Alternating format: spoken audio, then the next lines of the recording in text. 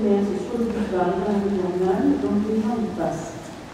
Sur le plan de circulation de la ville, si vous considérez qu'aujourd'hui il doit être revisité, on peut toujours y travailler, Richard, revisiter, mais je vous dis très franchement, le dispositif de la rue Berman qui a été mis en place, il me paraît bien adapté. Et dans les 10 jours, vous aurez 2 passages piétons. Là, vous le montrez. Effectivement, il y a beaucoup d'enfants qui traversent ici, puisqu'il y a une école qui est de l'autre côté du boulevard, et donc ça, on peut le faire. Par rapport au bruit, les jeunes partent dans la rue toute la nuit, et c'est ça à partir du jeudi jusqu'au dimanche. Sur ce dossier qui effectivement apporte une nuisance importante aux riverains, vous nous avez, je dis vous, collectivement, vous nous avez saisi de ces incivilités, de ces dégradations multiples et répétées, insupportables. Je suis d'accord. Insupportable aussi dans le droit.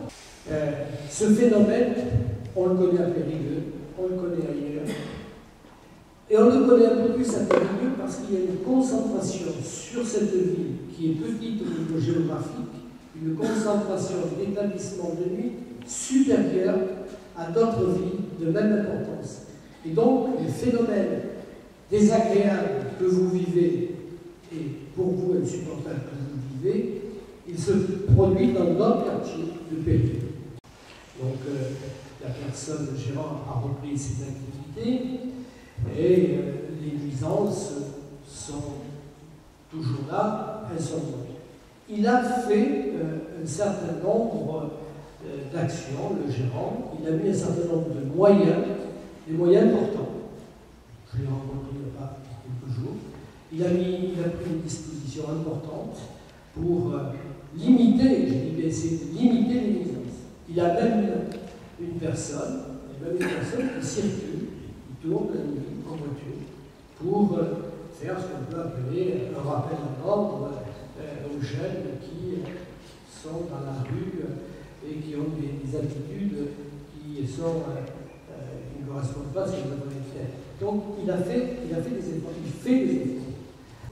Il n'a pas toutes les responsabilités.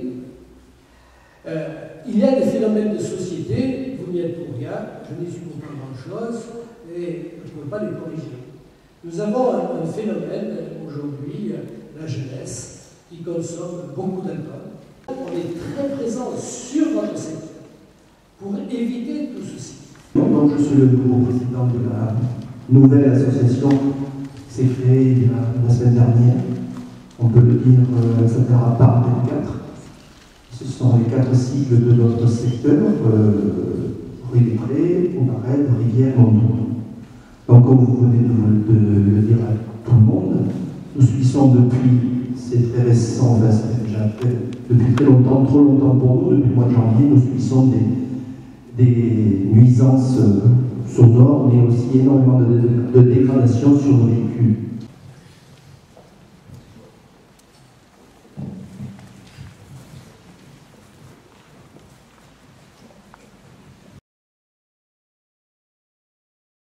Nous avons une situation qui mérite des travaux. Nous en avons fait, nous continuons d'en faire, nous en avons fait beaucoup.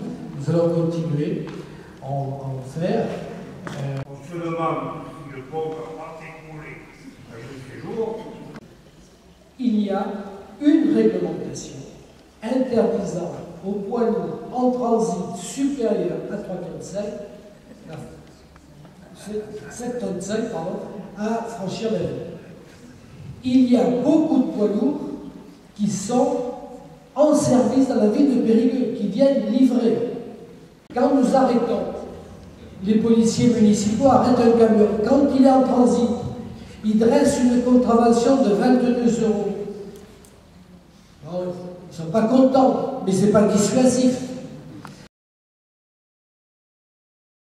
La ligne Périgueux-Agen va être interrompue pour réaliser des travaux pendant de longs mois, 8 mois.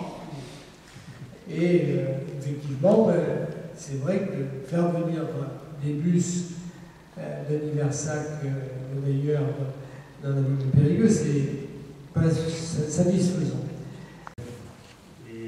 création du futur pont de l'Arceau à l'horizon de l'hiver risque de provoquer un afflux de circulation dans le quartier.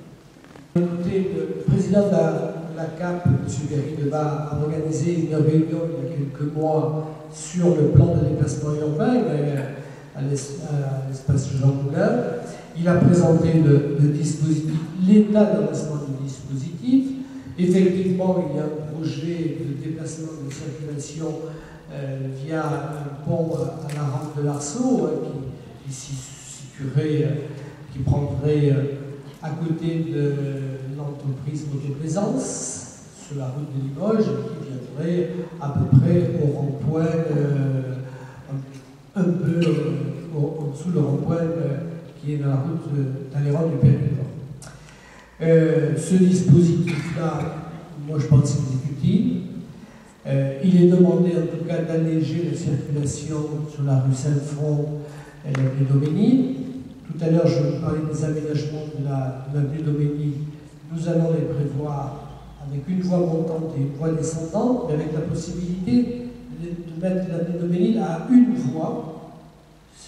Le jour où le pont d'Arceau sera fait, on dédiera cet espace-là avec le pont des Maries au bus et à la circulation dite douce aux deux roues. Donc, vous pouvez m'interroger sur la date de mise en service.